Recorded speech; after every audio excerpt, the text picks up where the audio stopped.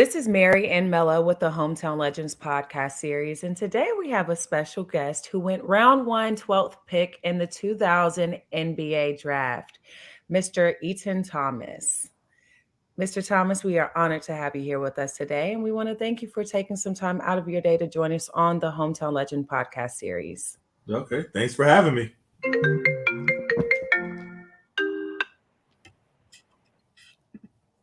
Okay.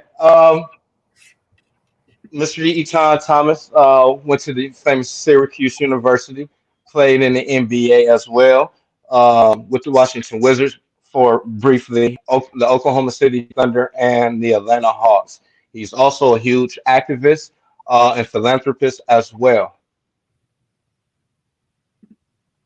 Miss Mary. Yes. So your sophomore season, while you were playing at Syracuse, you were named the Big East Most Improved Player. During your junior and your senior years, you were named the Big East Defensive Player of the Year. How did it feel to be recognized for those accomplishments? Oh, no, it was a blessing. I grew up, wanting to play in the Big East. Grew up watching the Big East tournament, going and watching in Madison Square Garden, watching the Syracuse, Georgetown battles, Villanova, UConn, St. John's, those Seton Hall. Those were like the good old days. You know what I mean? So I love that style of basketball. So then to be able to go there and to play there, it was great. It was a blessing. I had a wonderful time. Did you ever think that you were going to be recognized for those awards? I don't know. When you're playing, you don't really think of that. You know what I mean? So my freshman year, I was playing behind a really talented center in Otis Hill. So I didn't really get to play a lot. So I worked really hard over my summer between my freshman year and sophomore year, and I had to get stronger because I was still like high school size. You know what I mean? So Big East back then, it was like, every single game, the center was like Jahidi White. It's Georgetown, Jason Lawson, Villanova, Danya Abrams, and BC. Even Colgate was a Donald Foyle. So every single night it was these big old strong centers, and so I had to get in the weight room. So I worked hard. In my sophomore year, Otis was gone. I had the opportunity to start, and I had the opportunity to really do well, and that's when I got the Most Improved Player. But it wasn't really a thought of mine, but I just worked hard, and it was a blessing to be able to get recognized that way. Yes, sir. How did it feel playing for Jim Boeheim? Well, he's been there for decades. It's funny. We have a little running joke with some of the alumni that he was coaching during integration. So he's been there for a long time. So he's this historic coach, and it was great. Like I said, I always wanted to play in the Big East. And everybody that knows me knows, it was really, for me, even growing up, it was really Georgetown and Syracuse. Those are like the two schools that I really wanted to go to. So yeah, no, it was great. It was a great experience. Now, Georgetown and Syracuse were the schools that you wanted to attend. What other offers did you receive? I received a lot of offers. When you're All-American, you receive, offers from everywhere. But where I was interested in was really just the Big East. So the only visits I took and the in-home visits I took were only Big East schools.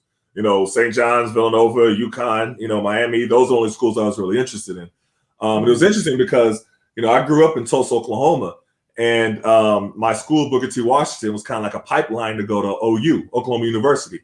The great Wayman Tisdale, went from my high school to Oklahoma. So that's kind of where a lot of people wanted me to go.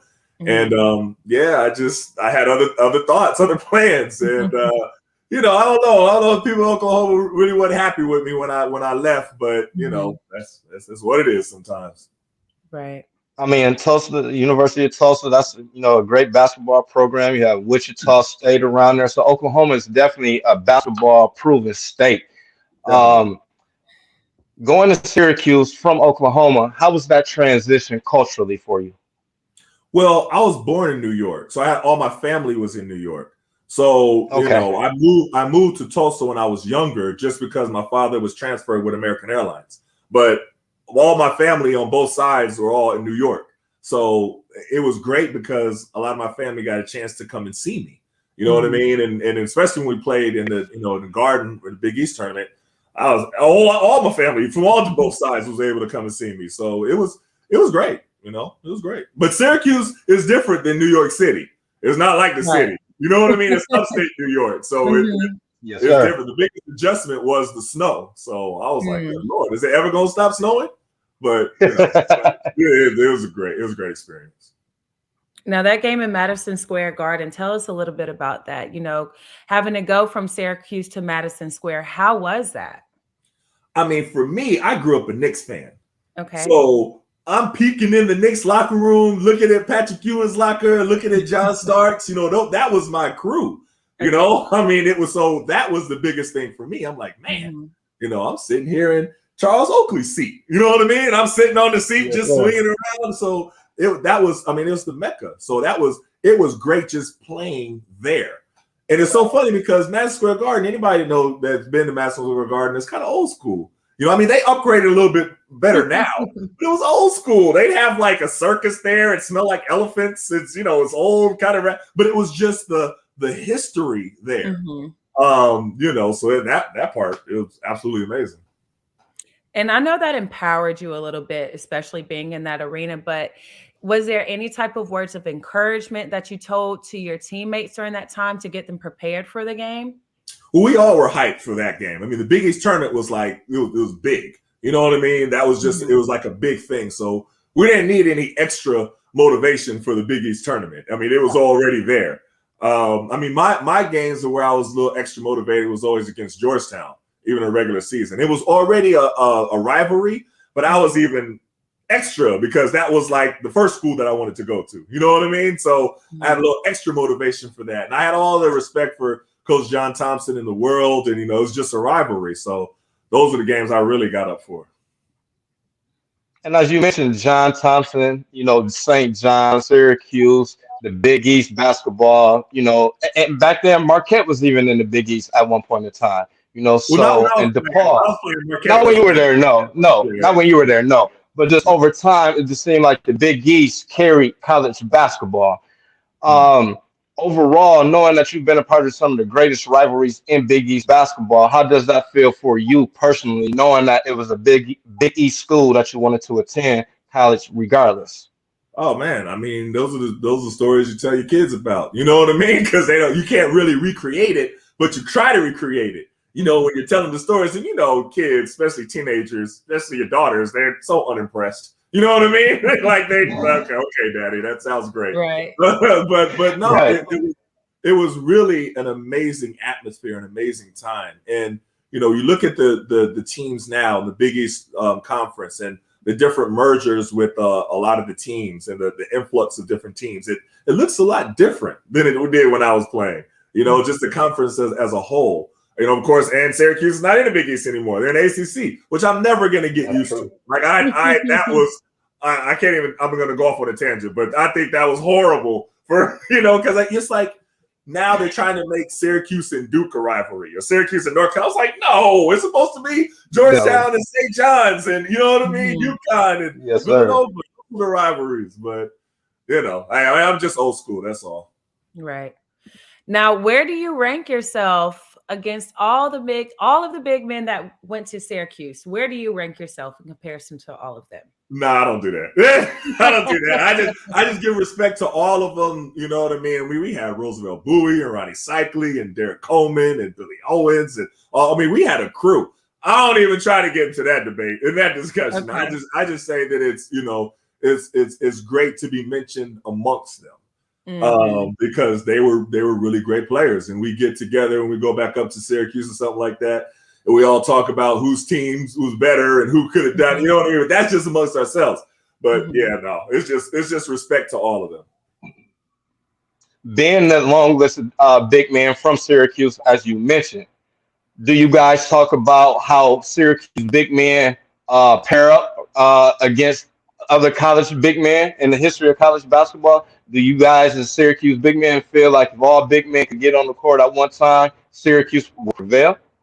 Oh, we always do that. We always talk that, Okay, and it's usually about other Big okay, East teams. You know what I mean? It's about Dustin okay. Georgetown, Dustin Villanova. That's and so a lot of the guys we're all friends now. So especially playing against each other in NBA.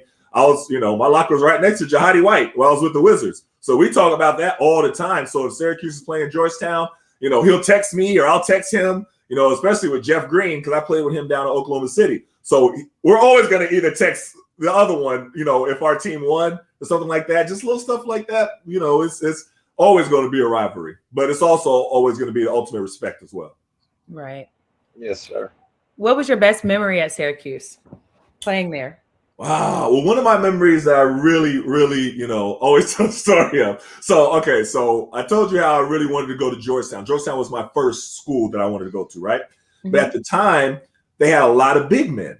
They had a lot. They had Jahadi White was there. They had Boonse over in Africa that they knew they was going to bring. They had Boubacar Al. They had Jamel Watkins. They had all these big men at the time. So they didn't really need no more big men, right? So I took that kind of as motivation, So when I was playing against them in Syracuse, my freshman year, I didn't really play that much. But then my sophomore year when I played, and I remember it was right in DC, right? It was the Verizon Center then. It was in the MCI Center then. So we played, and I had this monster game. You know what I mean? Blocks all these shots, like 4 or 5 dunks. Like I went off, right? And we won. Mm-hmm. And so after the game, like you have the players line up to shake hands after the game. Right. So I ran to the first of the line and I shook John Thompson's hand first, and I said, "You could have had me." Ooh. That was the greatest. That was that. After that, I was like, "I'm good now." You know what I mean? I'm good. And so later on, when he started doing radio, and I was here with the Wizards, he would always tell that story. Like he would always tell it. Sometimes the story would get better and better. I'm like, wait, that didn't happen, Coach. But yeah, no, that was like my moment at Syracuse. That was like my favorite moment.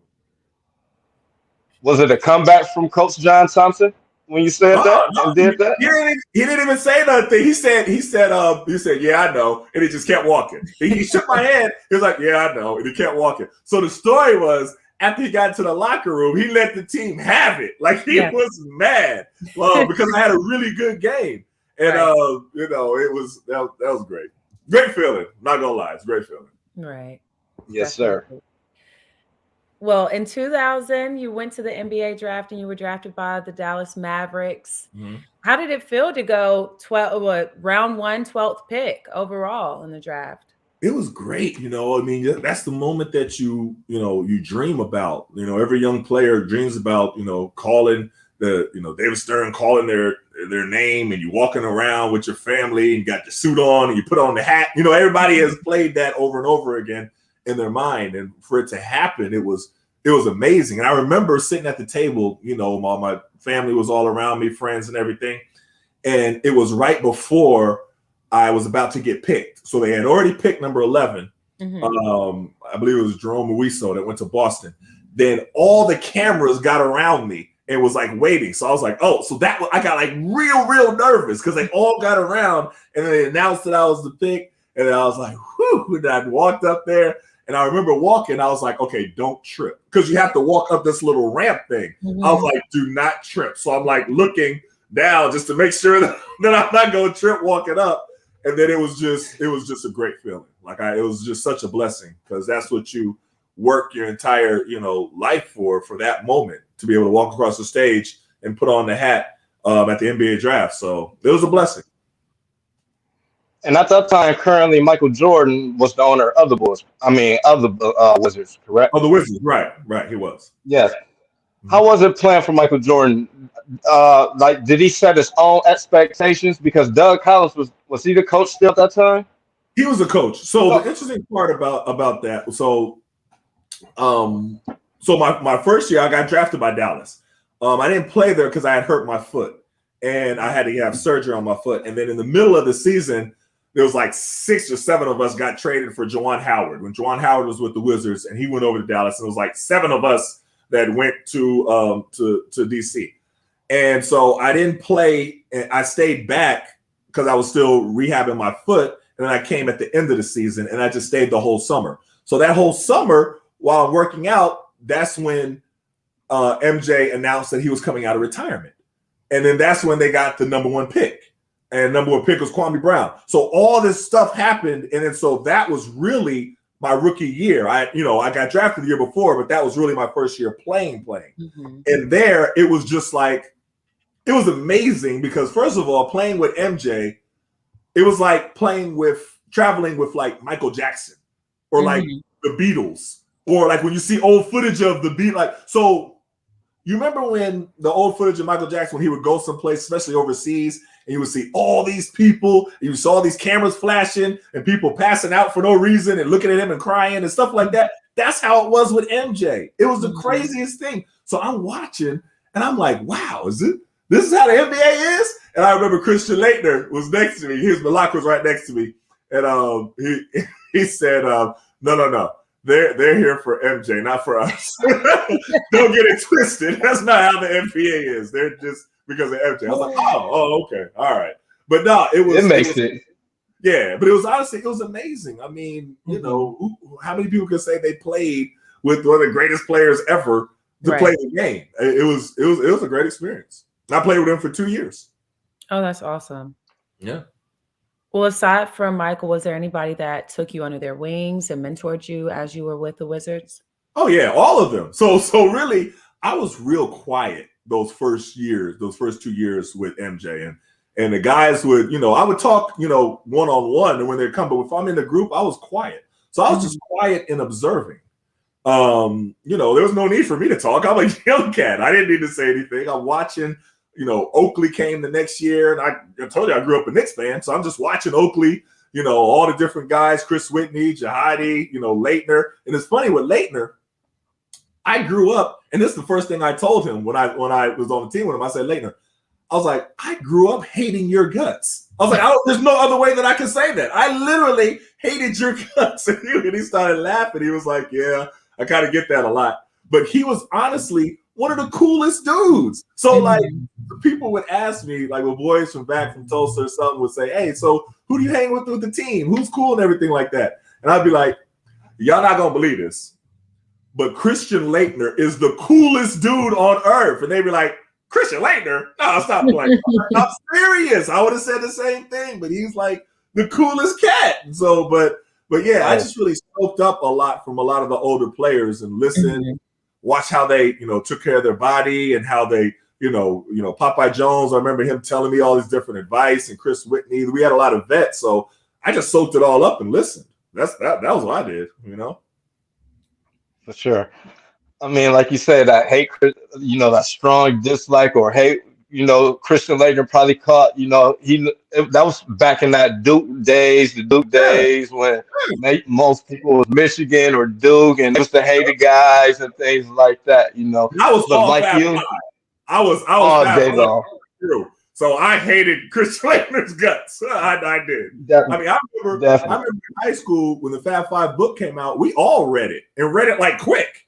You know what I mean? Because that's how much of influence they were for us. So we, I was all Fab Five. Yeah, okay, there you go. You got it right there. It is. That was the book right there. No, totally. I mean, those 4 years that Duke, UNLV, the Running Rebels had, in Michigan, those are some of the best years in college basketball history. Those are classic years. Classic years. Yes.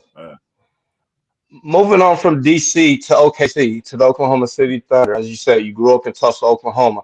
How was that experience playing in front of your hometown fans? I mean, even though you're from Tulsa, but how did it feel playing? Yes. It was cool. It was like, and that was like, it was a young team. So it was like, it was so funny because James Harden was a rookie and he came in and the first thing he said was like, hey, how you doing, Mr. Thomas? I grew up watching you. I was like, what do you mean you grew up watching me? You know what I'm saying? But then I did the math. I was like, well, no, this dude, he spent 2 years in school. That was like my 9th or 10th year in the league. Did the math. Okay, yeah, I guess he did grow up watching me. So no, they were a real young team. Serge Ibaka was young. I think it was Russell Westbrook's like second year. It was a young KD. And I remember sitting there with Kevin Ollie. Remember Kevin Ollie? He went to UConn, played for, a lot of years in the league. And we're sitting there looking at them. We was like, these young cats don't even know how good they are. Like, they're going to be really good. Like, all of them. And we would just be laughing because they were young. They were like, I remember one time we finished practice. They were like, "All right, what y'all about to do?" They're like, "We about to go to the mall." I was like, "The mall? What the devil? What you mean the mall? How old are y'all cats?" You know what I mean? I mean, they were just young. That's how they were all like 19, and they want to go hang out at the mall. I was like, "Yeah, these young cats," but they were special, and I saw how, I really got to see Kevin Durant in person, even the young Kevin Durant, and how hard he worked. Even this is to this day, I have never seen a coach tell a player to go home and stop working out. That's enough. He was like, "Stop it. That's enough, KD. Go home. Give me the ball. I'm gonna turn off the lights. You don't need to do no more working out."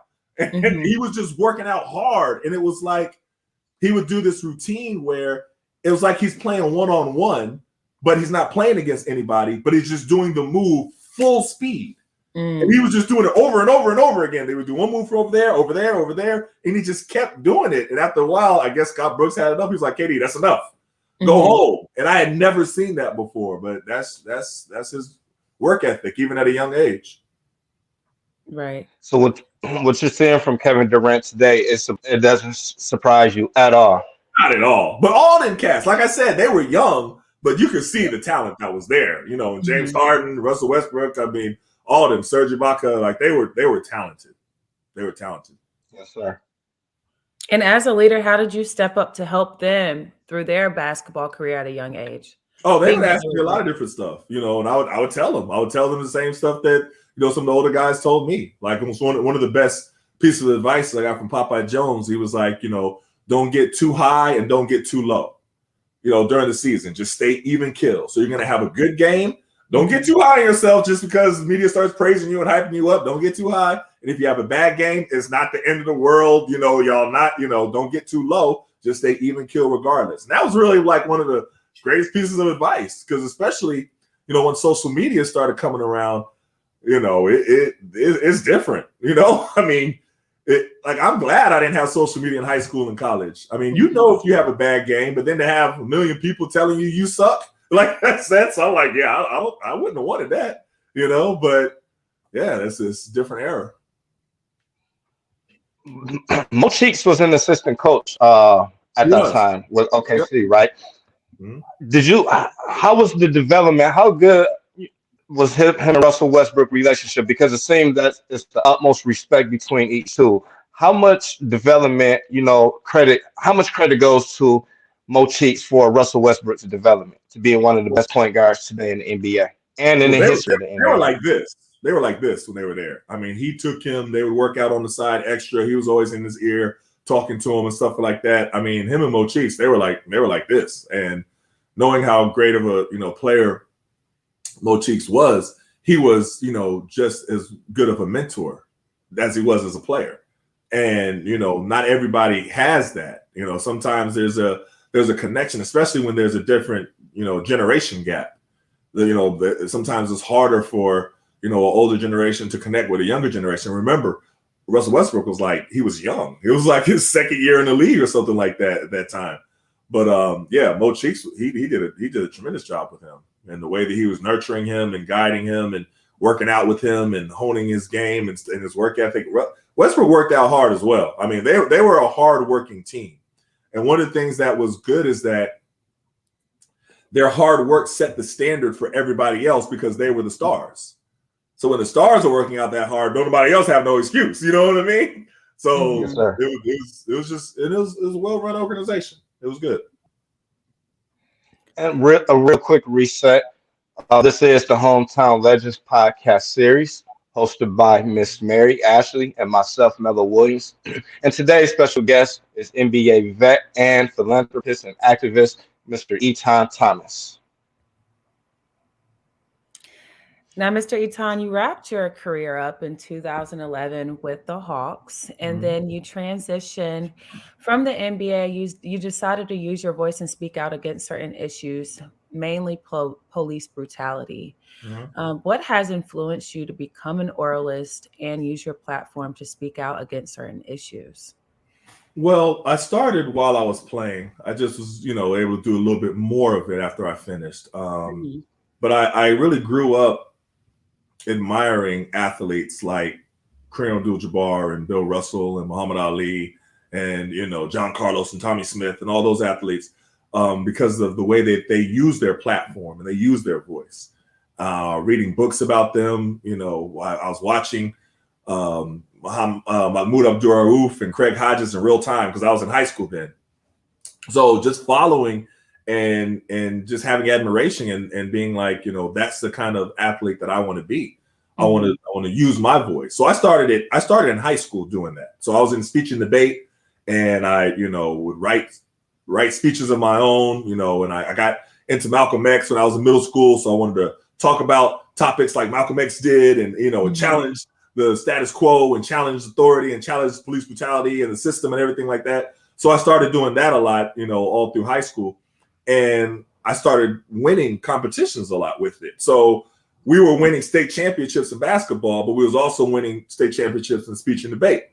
And so it was just kind of my thing. You know what I mean? And it's funny because they're two very different crowds. You know what I mean? The speech and debate crowd and the basketball crowd was two very different crowds. But it was like, I kind of went through to both worlds, and everybody was like, okay, that's just kind of his thing. And, I'd have different teammates come to speech tournaments with me and cheer me on type of thing. And it was great. So as I started moving and playing ball more, I just started being able to do it on a bigger scale. So, so here in DC, with, nation's capital, a lot was going on. We had the, 9/11 happened, and then the invasion of Iraq happened. And, I had opinions on that. I had opinions on what was going on with police brutality, and opinions on Bush and, then President Bush, and, what he was doing and things. And I was just voicing them. So that's all. I was just voicing them. So I started writing. I started doing poetry and spoken word, and I started doing speeches. So I would perform a lot of times around DC at different places. And then, after a while, they're like, wait, didn't he play for the Wizards? What? You know what I mean? And then so word kind of got out, and then, that's where, more and more people started to be aware of it. But yeah, it was a passion of mine. I was doing it quietly before the word got out. And it was one big anti-war rally that I spoke at. And it was crazy because it was like Cornel West went on right before me. And, Michael Moore was there. And you know what I mean? And it was like, it was crazy because he came off stage. He was like, oh yeah. Cornel West was like, oh yeah, I heard you on something else. Good job, young brother. Keep doing it, stuff like that. I was like, oh snap, that's Cornel West. So I gave my speech, and it kind of blew up from there, and then I just kind of kept going. Okay. Well, in your book, More Than an Athlete, you discuss how the NCAA runs a business more so than caring about the student athletes. Let's just speak a little bit about your book and I guess touch on that. So that was my first book, More Than an Athlete book. And I talked about the system and challenged different systems. And, in the way that, I saw the exploitation, especially the economic exploitation of the NCAA. And it was interesting. I first really became aware of it reading the Fab Five book in high school. So you remember when they talked about how at first their freshman year, they're having fun and they're, everything like that. But in the sophomore year, they were looking around like, all this merchandise, they're selling our jerseys here. They're selling and like, we don't get none of that. You know what I mean? And that's when they started, their eyes were open to the how they were being exploited. Then it became less fun for them. And so, I remember being in Syracuse, looking up and seeing my jersey and thinking about that book and how they talked about it. And I remember being in economics class. I was a business major, and, talking about how much money the NCAA makes versus how much it costs them to have scholarships and give everybody room and board and meals. And it was astronomically different. I was like, wait a minute, this isn't a fair exchange. I mean, just as far as, monetarily, I mean, in theory, okay, you get to come to the college and you play ball and you don't have to pay. That's great in theory, but they have TV contracts, they have merchandise, they have ticket sales, and the Carrier Dome. See, we got like 30,000 people every game. I mean, and so the numbers didn't match. So back in like the 40s, the 50s, it was a good exchange. You know what I mean? It was cool. But yeah, once you get past and where it is now, I was like, wait a minute, you can't act like this is a fair deal, and that's where I started really looking at the economic exploitation and talking about it more. Okay. And it raised a lot of eyebrows, but that's my position. I mean, but with your position and with that book though as well, and where NIL is at today, you definitely had a huge part in opening up the eyes, more eyes for more athletes, and just for the general public, to realize how much the NCAA is exploiting, young men, and Mm-hmm. especially for some time wasn't even allowed to go into the NBA. They had to Right, go to college, right. So, like you said, in the '50s, it was a great exchange. The times have Mm-hmm. changed, and they figured out more ways to make money. So salute yourself for jumping into the fight yourself and creating more attention because you saw it from your lens from a high level D1 recruiter athlete that went to a big time university. So Right. you as well help athletes, and what NIL is at today, sir. I appreciate it. I appreciate it. And I saw, and there's others that was in the fight with me. I mean, Ed O'Bannon, what he really did to really challenge the league with the video game rights and the images and licensing, I mean, that was monumental. I mean, we had every year we played the video game NCAA basketball, and we saw ourselves on the game. Now, they didn't have our names on the back of the jersey, right? But they had our numbers. It looked like us, so I had back then I was bald head and I had a wristband. It had that, you know what I mean? It had my moves. I was like, that was me. So, but we didn't get any money from that, from those sales. And when Ed O'Bannon challenged it, and he took it all the way to court, the NCAA lost. They lost, and it's so funny, but because instead of saying, okay, now we're going to compensate all athletes using this game, they just discontinued the game.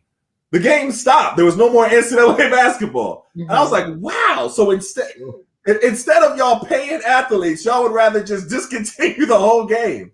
And so that's why, I kept talking about that. And, so even now with the NIL deals, that's not coming out of the NCAA's pocket. That's not coming out of the university's pocket. That's just you're getting an endorsement.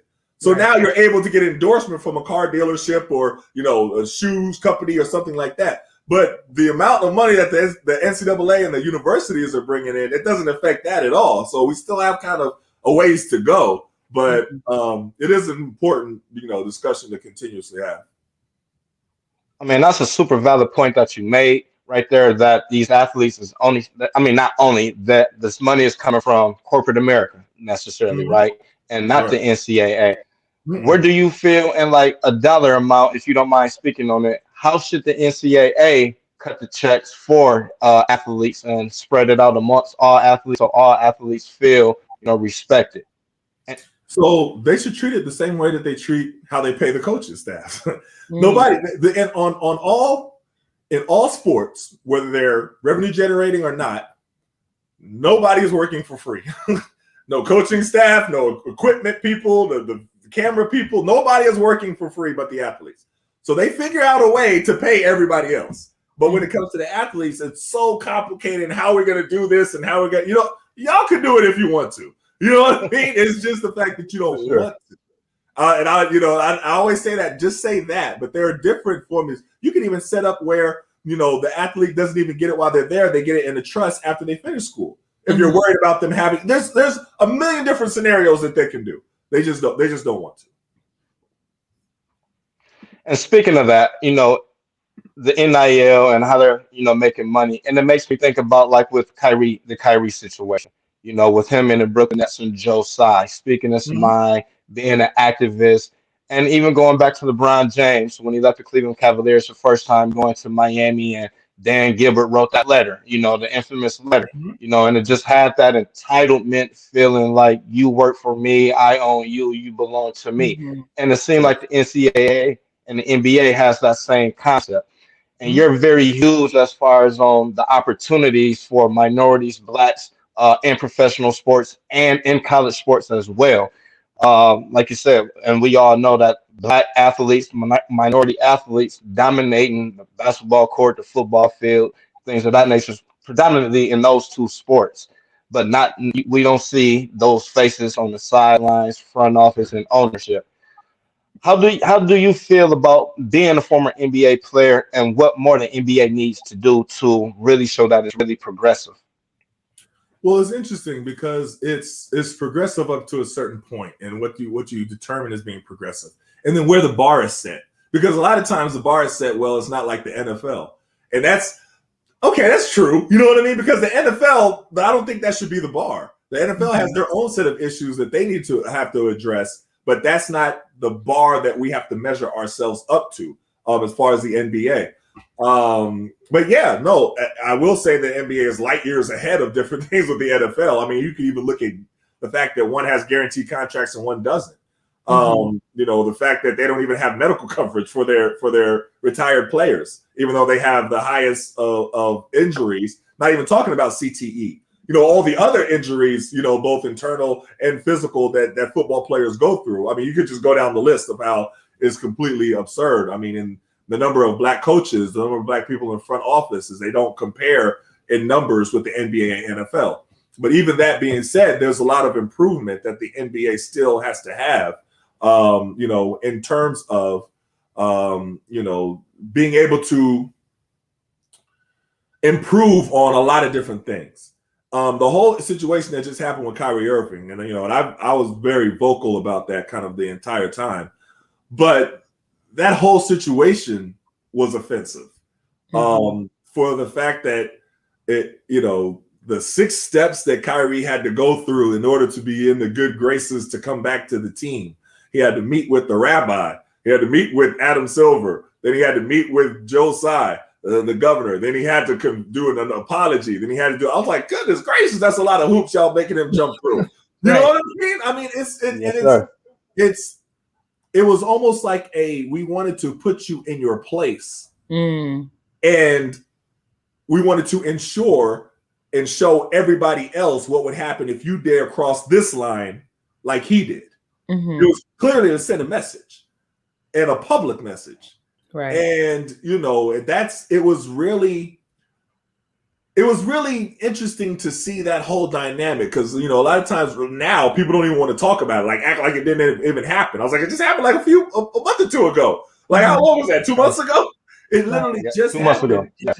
Yeah. And the way that collectively you saw the media demonize Kyrie, and not even just who you would think in the media, the Fox News and other. I'm talking about black people in the media. It's like they all got the same memo to say that Kyrie is anti-Semitic, demonize him, bash him, he's idiotic, he's stupid, all these different words that they use. And I'm like, wow, that's a lot that you know what I mean? And it's just that there's the fact that the notion was even broached that he could be kicked out of the league. You know what I mean? Just right. For sharing a tweet that you disagree with. Like, because that's in essence what he did. He didn't endorse it. He said, I don't agree with everything in the documentary. I'm just sharing it for the information, all of that stuff. But that wasn't enough. And so now it becomes where you see the NBA praise Mahmoud Abdul-Rauf and act like it's so far removed from treating an athlete like that when you just treated Kyrie the same way. Right. You know what I mean? I mean, it's so we have a ways to go. That's a long way of saying that we still have a ways to go. Yes, sir. I mean, like you mentioned, Kyrie, Mahmoud, Sharif Abdul-Rauf hasn't even gone on record saying, things that, he had to face as well being in the NBA. We saw how the NBA pretty much exiled Stephon Marbury, just for being outspoken as well yourself, and you have the Basketball Network. And that's a platform where you often utilize it to voice your opinions and speak about, beyond the game and what's going on in cultural America. What inspired you to start that company, your Basketball Network business website? Well, it's not my company. I'm a senior writer for Basketball News, and so I have my podcast, The Rematch, under the umbrella of Basketball News. And one of the things that I did with that, and I wanted to make sure before I signed with them, was that I could have creative control. That was number one thing. So I could have signed with a lot of different people, but they wouldn't always give me creative control. So I don't like, me personally, when I want to write about something or I want to interview somebody and somebody tells me no. Me personally, I don't like that. That gets me. You know what I mean? And I had that happen in other networks before. And it was like, we would rather not touch that. I was like, we? I was like, what you mean we? I want to do it. You know what I mean? So it's that was a very important aspect of this deal. So they let me kind of do my thing. And even the way that I was covering the Kyrie Irving situation, I'm sure they kind of would rather me steer it away from that, especially in the beginning. Because when it happened, everybody was anti-Semitic, denounce, condemn, everything like that. I was like, well, wait a minute now. Let's look at this. Let's go piece by piece. Let's dissect the documentary. What part you disagree with, what part you disagree with. And nobody really wanted to have that conversation. They didn't have that conversation on ESPN anywhere. They didn't want it. They just wanted to go on the same marching orders of denounce as anti-Semitic, Kyrie Irving anti-Semitic, and we're going to condemn him. And so I went and interviewed a rabbi. You know what I mean? And we had a full conversation about it. Some parts we agree, some parts we disagree. I interviewed my co-host for my radio show I do here in DC, Dave Zirin, who's Jewish. And we disagreed the entire time, but we had a discussion about it. You know what I mean? And I just don't think that anything should be off the table from at least having a discussion.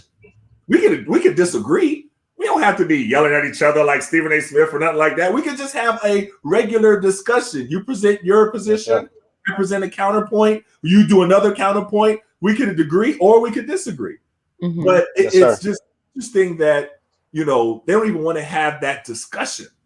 It was like it was off limits. And that part, that's no difference than how it was with Mahmoud Abdul-Rauf. That's no different than how it was, back in the day. So sometimes when the NBA totes being such a progressive league, and again, if you're comparing it to the NFL, yes, it is. But like I said, we still have a ways to go. And I don't want to not mention Craig Hodges. He's also been very vocal as well about the NBA and social issues as well. And being a fan of you and following you on your basketball network, and like you said, the discussions need to be had. You brought up the discussion, the point, and brought it to millions of attention about Joe Tsai himself being the owner and funding a genocide of a whole race himself. So, to denounce and come down on Kyrie Irving the way that he did was had major bad skeletons in his closet. That was very contradictory. Do you mind speaking on that, please? Yeah, no, I mean, and it's not like it was uncovering anything. Like it was very readily there. There have been, numerous articles and reports about Joe Tsai and his funding of the genocide of the Uyghur Muslims. And the thing about it is, the media wasn't talking about it at all. Not even a mention. I'm like, well, wait a minute now, y'all are making Kyrie to be Satan himself, but y'all are not even going to mention anything about Joseph. And that's the part where it's just not fair and balanced. I mean, even in the presentation. So a lot of times that's my passion and my motivation, when I see a player being casted, incorrectly in the media, say, okay, well, you forgot this whole part here, so don't forget all this. And I've seen it happen time and time again. I mean, I saw it happen with my teammate Kwame Brown while I was here with the Wizards.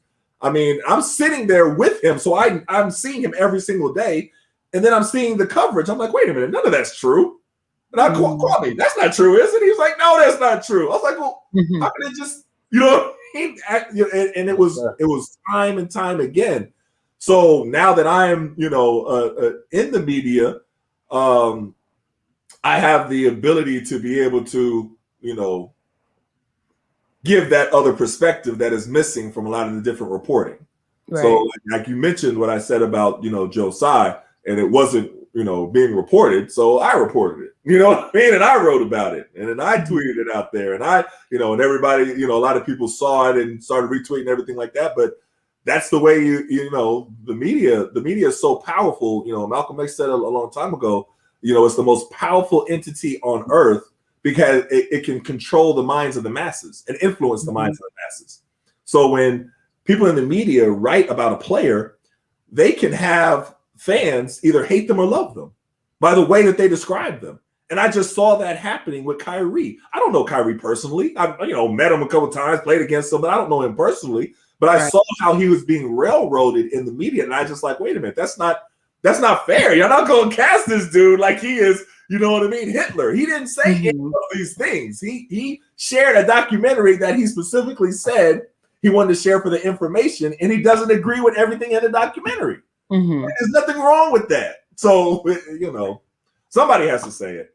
Right. For sure. Well, you published a book, More Than an Athlete. You you were involved with basketballnews.com.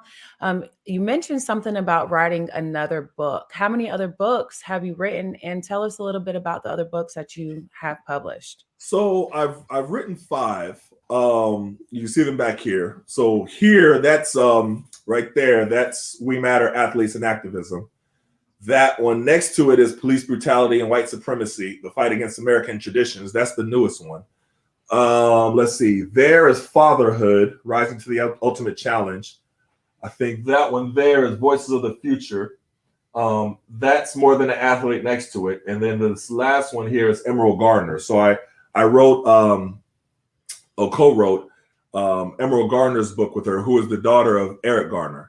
And she's telling her story and telling how she was able to, fight for justice. She's championing mental health, which is something that she said that her and her family definitely should have had and needed after experiencing her father, Eric Garner, being killed by NYPD officer Daniel Pantaleo.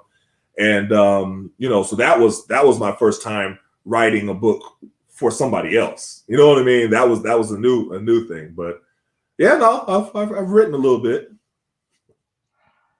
And being from Tulsa, before we switch gears and speak about your son, Malcolm Thomas, who's a junior at Mather High School right now. Being from Tulsa, it's a lot of history from in Tulsa, with the Black Wall Street and the massacre. And Russell Westbrook actually produced a documentary called Tulsa Burning as well. Being from Tulsa, I'm sure you had a chance to view that documentary as well. And being a huge activist yourself, and just being from that environment, does that motivate you as well? And what is life like today in Tulsa with the history of Tulsa? So we learned about Black Wall Street, when I was younger. And my middle school was actually about 8 minutes from where Black Wall Street was. Carver Middle School. It was about 8 minutes away. To put it in perspective, this was the 1920s, early 1920s. And Black people had created complete independence from anybody else. They didn't need to go across the railroad tracks for anything. And, it's like literally anything, commerce, movies, entertainment, doctors, medical, whatever you name it, they had it. And white people got jealous. That's basically what happened. It's very, very, that in a nutshell. And they had a concerted effort, with the police, with, helicopters dropping bombs, and they, made up some kind of whatever reason that they wanted to make up. A Black man had, attacked a white woman or something like that. So they burned the whole city down. That's not the way you reacted, even if that did happen. But they made that up because it didn't actually happen. And they burnt it to the ground. And it was such a concerted effort. And it, if that was able to continue from the 1920s to now, just imagine what it would have been. You know what I mean? Like it's hard to even wrap your mind around it. And knowing that history and knowing that had happened in a lot of places around the country, You know what I mean? And all black towns, all black, established places, and then something happened, and then they burned it down, or they put a highway right through it, so they couldn't rebuild. It's the same like plot, that happened. And knowing that level of history growing up, and then seeing now currently where people like Governor DeSantis, Governor Abbott, all these different places want to ban that from even being taught because they don't want white kids to feel bad about what their forefathers did. Mm-hmm. It's just evil. There's no other way to say it. I mean, to actually to ban books. I mean, that's what Nazi Germany did, ban books. We're not even going to teach you this. You know what I mean? We're going to then try to control programming, and that's the road that they're going down. And so in my book, Police Brutality and White Supremacy, The Fight Against American Traditions, I talked about that a lot in how white supremacy is taught starting at kindergarten. It's taught to black kids, it's taught to white kids, it's taught to, Native American kids, it's taught to all kids from a different perspective. Because from just take Christopher Columbus discovering America, when there's already an entire civilization here, but it wasn't worthy of being discovered until white settlers came, right? Mm-hmm. What does that tell a white child? And what does that tell a Native American child? And what does that tell a black child? As far as who is superior and who is inferior. Mm. And that's the level of the way that white supremacy is integrated into the teachings from literally kindergarten. So now we're in a situation where you want to take out all of the truth. You don't want them to learn about what happened in Black Wall Street. You don't want, with the Tulsa race riots. And you don't want to have them learn about segregation and why things are set up the way that they are, or redlining, and why, the history of police brutality, or how police were used really, during slavery times on us. Like that's the way that they were formed, or the Confederates of the KKK and how that was interwoven into the city council and how they made this. You don't want to teach them any of that. Mm-hmm. You just want to start right at what, this side of town is poor and we have no idea why, because they didn't work hard enough. Right. And that's the story you want to tell. And that's evil. So really, and I stress this point in the book a lot, is that real education, like we have to educate our own children. Mm-hmm. And you get like a dual education. You get the education you get at school, and then the education you get at home. And it has to be that way. And it's always been that way. You know what I mean? I mean, my mother, the stuff that I was learning, all that stuff was straight from my mom, teaching me, here, read this book. Okay, finish with that, read this book. You know what I mean? And I wasn't getting those books at school to read. Right. And that's the way that, so now we have it presented in a different package of them banning CRT and all that. They never taught that in school.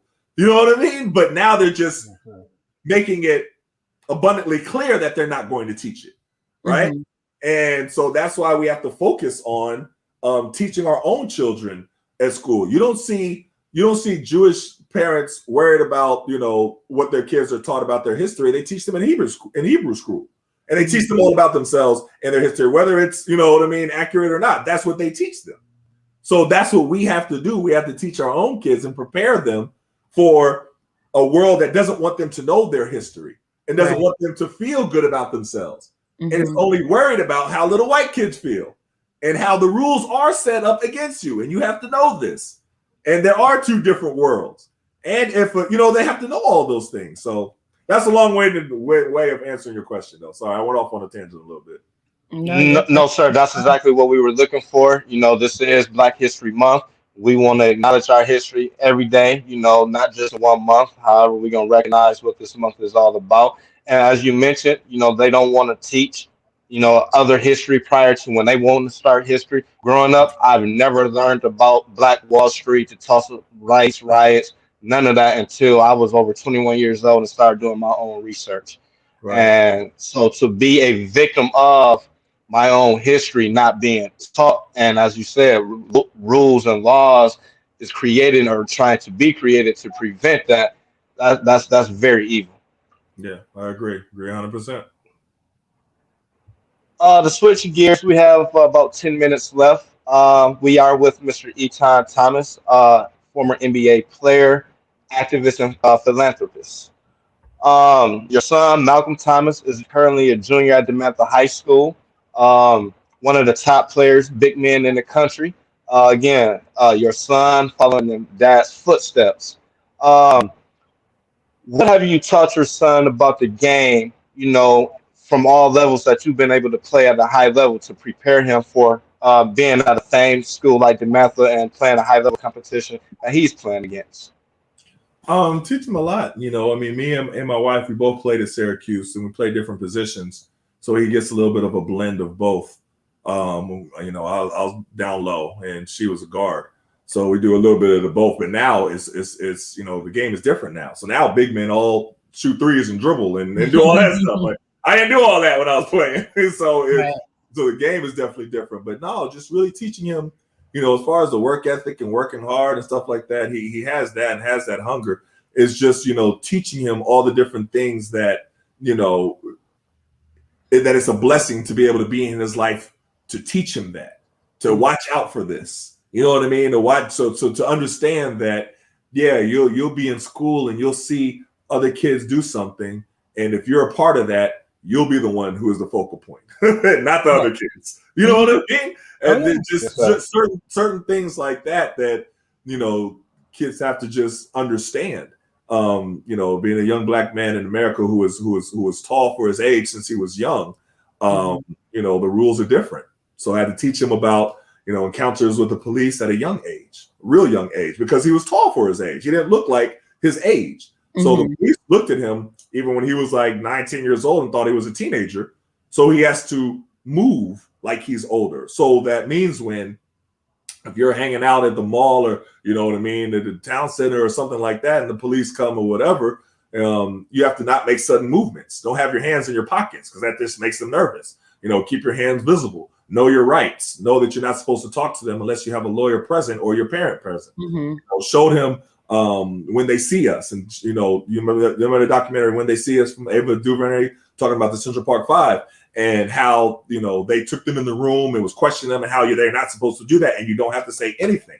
So you just say my lawyer or my parents, but one of them had to be present or I'm not talking or saying anything. And you have that right to do that. You know what I mean? But also how, if you're in a car and, you have to keep your hands visible, 10 and 2, you know what I mean? If they ask you for your registration or your license, don't just make a sudden movement. Just say, okay, I'm going to go in my pocket and get my license that you just asked me for. Is that okay? You know what I mean? Like those kind of talks that all, Black parents have to teach, our kids. And those are the main things that, I've been for. The basketball side is going to, take care of itself. He works hard. He listens. He has a good attitude. He has a hunger. That's all going to be fine. You know what I mean? It's all the other parts of life that, just has been an honor to be able to teach him, from the time he was young. And he asks a lot of questions. So he soaks things up, giving him things to read since he was young and showing him this documentary, talking to him about this. And I do with my daughters as well. So that's really the blessing to be able to do, to be honest.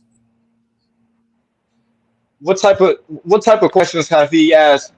And it doesn't have to be a personal question to speak on, but did he ever ask a question to you? And at what point, how old was he when you said, okay, my son, my baby want it. He has it. He just have to go work for it now. Oh, well, that started young. Just as far as about life, he was observant, and I always encouraged them. We both always, me and my wife, encouraged them to ask questions. So there's something that you have a thought about, or I'd have them write something and give me your opinion. You know what I mean? Like I'll tell you my opinion. Now you tell me if you agree with that or if you have a different opinion, but you have to make your argument. You know what I mean? And you have to have a reason for this and have some, things to back this up and show me some sources and have a full presentation about it. But I want to hear your opinion. And so we started that young with all of them. And, every generation is different, So my family from the Caribbean, family from Grenada. And, my mom she talks about all the time, like my grandmother didn't ask my mom what her opinion was on anything. It's a different time. You know what I mean? Mhm. Yes, So sir. yeah, so yeah, I want to know your opinion. I want to know what you think about this, and then we could talk about it. And if your opinion is way off, we could talk about what's way off about it, and I could present to you and show you why it's way off. Not Mhm. just don't do that because it's off. You know what I Right. mean? And Mhm. so Yes. it's that kind of learning, and you can learn also by other people's mistakes. Right. So there's different people that I tell them to watch, and different people who they watch on their own, whether it's a different athlete or my girls play volleyball, so they're watching different people, and I was like, learn from the mistakes that they made, and Mhm. and being able to identify what is a mistake, Mhm. and having those kind of honest conversations is just it's been really beneficial. So they're thinkers, and that's what you want. You want thinkers, and also you want your kids to be able to come to you with a question, Mhm. because they go to their peers and they all just be wrong. You know what I mean? You want them Yes, sir. you want them to come to you with questions. So Right. yeah, like I said, Yes, sir. it's all a blessing. Now, what do you Yes, sir. consider, I guess, the best piece of advice that you've instilled in your children, being a student athlete and especially getting your son prepared for college? Mm. Well, that first of all, you have to understand that people are going to have low expectations for you when you step into a classroom.